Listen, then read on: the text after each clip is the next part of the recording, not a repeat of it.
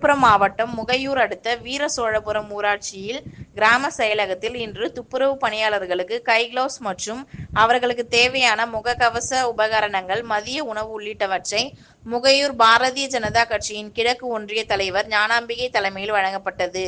இந்த நிகழ்ச்சியில் சிறப்பு அழைப்பாளராக விழுப்புரம் தெற்கு மாவட்ட தலைவர் VDR தர்மராஜ், முன்னாள் மாவட்ட தலைவர் VAT கலிவர்தன், மாவட்ட துணைத் தலைவர் ரவிச்சந்திரன் கமலஹாசன், ஒன்றிய பொதுச் செயலாளர் ஐயனார் முனியப்பன் மற்றும் கட்சி நிர்வாகிகள், 10க்கும் மேற்பட்ட துப்புரவு பணியாளர்கள் ஏராளமானோர் கலந்து கொண்டனர்.